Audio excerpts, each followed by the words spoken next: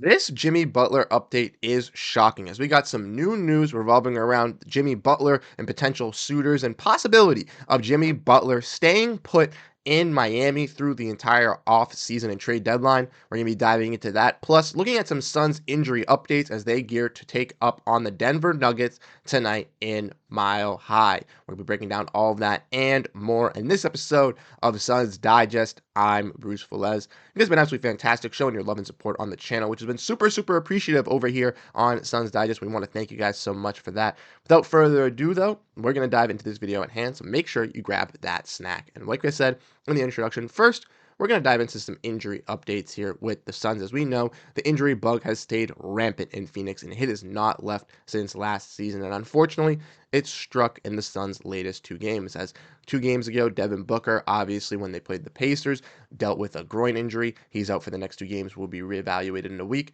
And last game versus the Pistons, Grayson Allen suffered a concussion and from a blow to the head and did not return for the Suns. And we have some injury updates for you guys revolving around those players, as we see from Dwayne Rankin that players Devin Booker, Grayson Allen, and Bull did not make the trip to Denver. And Bull is the newest person to be added to this trade list as he is out with a knee issue. But all 3 of these players stayed in Phoenix, did not travel with the team. As we all know, they are traveling to Denver tonight, will be traveling back to Phoenix for their game on Christmas. So necessarily doesn't make sense for them to make the trip for that one day. But just to go to show you that players Booker, Grayson Allen, and Bull will all be unavailable for the Phoenix Suns tonight. And to ask Kevin Durant that kind of question, Dwayne Rankin had some talks to do with Durant about the turnovers, had some talks to do about obviously not having those 3 guys.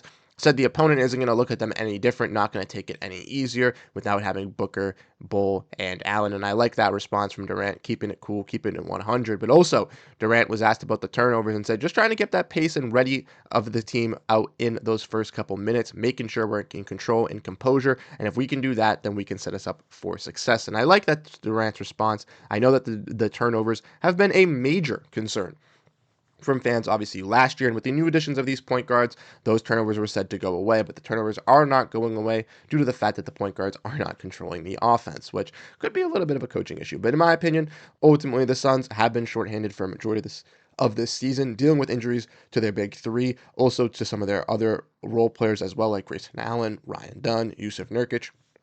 That's ultimately hindered the potential that this team could show in the Western Conference. And from what we've seen, they're obviously going to be hindered once again heading into Denver. Now, ultimately, we hope for Christmas Day that all 3 of these players are able to be suited up and ready to go. And we'll have some news and updates regarding around Devin Booker if he is ready to go on Christmas Day. We're hoping that Devin Booker is ready to lace up, because even though he's had a little bit of a slow start to the year with KD in this lineup, he has been successful in these recent games as that second star. He has been able to show that light. And I truly believe that the hate on Devin Booker was unnecessary in Phoenix from fans who were just wanting to harp on him when he's getting double and triple teamed without Durant and without Beal. But anyways, let me know what you guys' thoughts are on the injury updates, how you guys ultimately feel about this team, and what you guys think about this game versus the Denver Nuggets coming up. They're a team that's been struggling a little bit. They're coming off a back-to-back last night.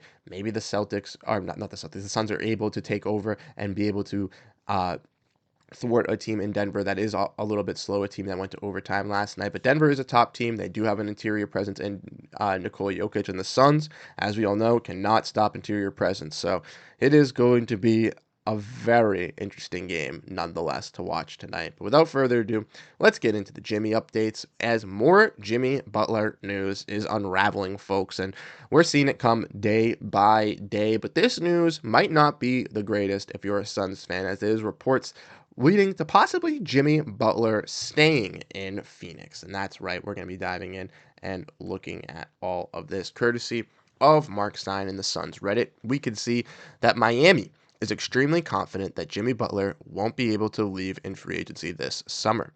If he indeed goes through with bypassing his $52.4 million player option for next season without the Heat's help in a sign and trade. And ultimately, that makes sense, as we know the Heat have been dealing with injuries. Pat Riley hasn't had the greatest connection with Butler over the recent months, but rumors are now saying that Miami is confident that if they are unable to trade Beal, that he will pick up that 52.4 player option for next season to stay in Miami and ultimately will either sign an extension with this team or look to be traded next year. And I could see that happening. As we know, the Jimmy Butler kind of news and saga hasn't been portrayed over big walls like some of these recent other names have, possibly like a Giannis or a Kevin Durant. But a player in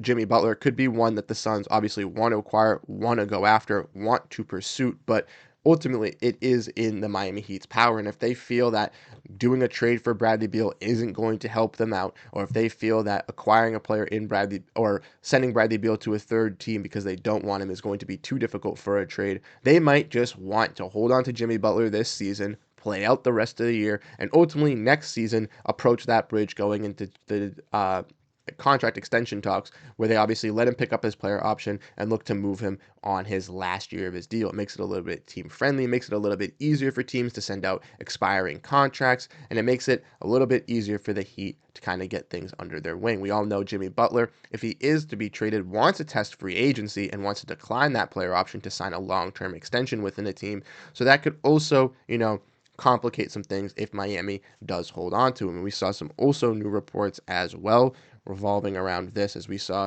from Bobby Marks of ESPN, that is for Butler's future.